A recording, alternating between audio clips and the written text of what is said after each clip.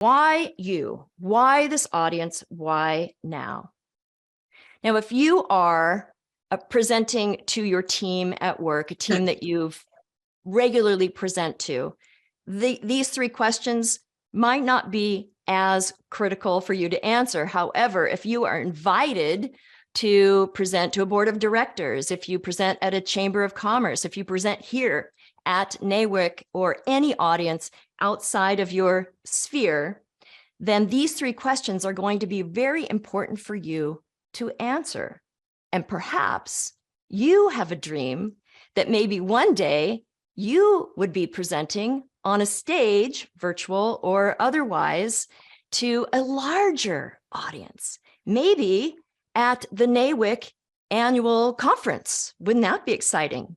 I mean, for some of you, would it be, if you have a dream of speaking to a larger audience to gain the confidence and the skills to walk out on a stage and engage with an audience, I would love to see a 1 in the chat. If you have a dream,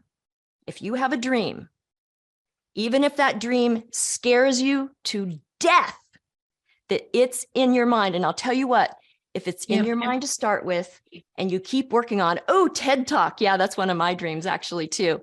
It will happen. And part of making it happen is telling somebody asking somebody to give you a chance and just throwing your hat in the ring. And now that you've thrown your hat in the ring and somebody says, yes, that sounds like a great topic for the conference. Now you have to get ready, right? You have to get ready. But just having the courage to throw your hat in the ring, that is step number 1. So if that were you, you would have to answer these three questions. Why you? Why this audience? And why now? Going back to the cake metaphor, just for fun, we're going to pretend that you have been invited to the World Cake Expo to speak. This is sort of like the NAWIC conference, but for cake builders. And here's the logo that we're using for our Layered Cake Builders Expo.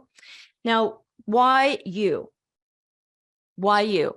Well, you, because you have been on the British Baking Show. You didn't come in first, but you're still a champion for being on the show. People know your name, and you can make the most delectable, delicious cake. This might be a good time to ask you that question. If you could, right now, have a piece of your favorite cake right in front of you, what kind of cake would that be? And then we'll move on with this metaphor because I want you to have that cake in your mind. Tiramisu, that's my favorite too. Galena, yes, carrot cake, says Lori. What other kind of cakes do we have here? Grandma's fairy cake. Oh, that sounds fascinating. I'd love to hear just a speech on that alone. What else? What other kind of cakes do we have? Italian wedding cake, German chocolate cake, Angelique. That sounds lovely too, with the coconut on top, any cake with buttercream icing. Okay, there you go. All right, so you have your favorite cake in mind. Now you are that famous person who was on the British Baking Show, and you've been invited to speak at this cake expo because you have some clout, you have some expertise. Now, what's going on? You have to say, okay, so you already know why you. Why you? Because you're famous for your cherry glazed cheesecake or your red velvet or you suck it to me cake. So you're going to determine if this is the right conference for you, but you have to answer these other two questions. Why this audience and why now? So the audience is, you just have to ask some questions. If you were actually speaking at a conference, you would have at least 20 questions that you need to ask to truly prepare yourself, even aside from your presentation. But these are the top 3. Why you, why now, why this audience? So let's talk about why. Actually, let's go to why now. In the cake world, we have a dilemma in this made up fantasy of ours. And it is that cupcakes are cutting into the layered cake market. Now, this is a big problem because our profits are down. I am the executive director for the Cake Expo and also the curator of speakers. And I want speakers who can motivate my audience. You know, these layered cake bakers are in, you know, they're losing confidence, they're losing market share.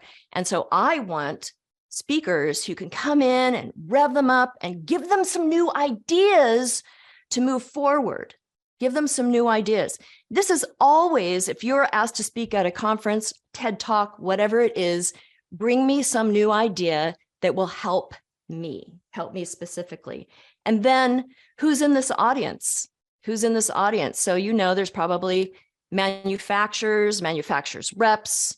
And this is much like in the construction world, right? We have construction companies, plumbing companies, electrical contractors, all these folks who want to find an idea, grab an idea, and have it be helpful. So that's your primary purpose as a speaker, is to be helpful, and being engaging. We'll go into that next. So this is part of being engaging, is layer number 3. What is your message? What is your message? This is a little bit harder, I think, with, you know, with those typical meetings where you have an agenda and you're working through, maybe this doesn't even apply. But if you are a speaker, if everybody has their full attention on you, even if it's you're a participant in the meeting, to get clear on what is the takeaway after you stop talking that you want your audience to understand. And this goes to clarity. Clarity starts with a very simple message and answering this question. What do you want your audience to think, feel, or do as a result of spending time with you? That's it.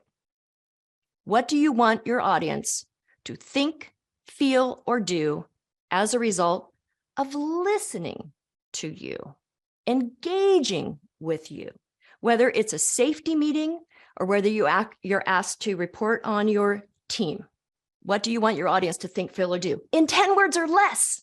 That's even harder. What a challenge. So typically, messages fall into one of 3 categories. They're going to be inspirational, educational, or motivational. So here we're going to test you here on 3 different messages. In the chat, you will put an I if the message that I give you, very simple, short message, is inspirational. You'll put an E in the chat if you think it's edutational. Okay, educational. I didn't want to use informational because then we'd have 2 I's. We wouldn't know what we were talking about. So I for inspirational, E for educational, M for motivational, IEM. First one, Steve Jobs, one of his messages is, his last message, the last thing he says is, stay hungry, stay foolish. Stay hungry, stay foolish. Yes, motivational and inspirational. So he's got 2 letters, inspirational and motivational. Excellent. How about eat cake and be happy? That's what I want for you as a cake baker. I want you to come in and eat cake that makes you happy. Okay, yes, inspirational. There we go. Yeah, I totally agree. Totally agree. Third one, use simple story structure to drive your message home. Educational. Yes. So see, all of those were under 10 words. And if you can get to the point where you know what category or categories your presentation falls in, and you can put it into words, 10 words or less, now that is like a homing beacon. Your message becomes the North Star. Message in the cake world is like an infusion of flavor that permeates every layer of cake, buttercream frosting, what's in tiramisu, the lady fingers with the delicious coffee liqueur that soaks in. I'm getting hungry. So message, message, message. Be clear on your message. And all of these things before you even start putting your presentation together. Because if you started writing your presentation without a clear beacon, without a message, you're going to end up at the end either with something you're like, actually, I think people might be confused by this, or you might think you're clear, but your audience is totally confused because you say this is your message and you're presenting on something else. Okay, so message before you craft your presentation. Know where you are going. It's like the yellow brick road. Those who are memorable, like Steve Jobs to me, memorable, those are the ones that you want to watch again. Those are the speakers you want to hear more from. They walk in the room and you may not even remember the message. You say, I can't remember exactly what you talked about the last time you were here, but I remember how I felt. I remember that it felt good. I remember I was inspired. I remember I was motivated. And with that motivation, I did this, this, and this. That's the kind of speaker you want to be.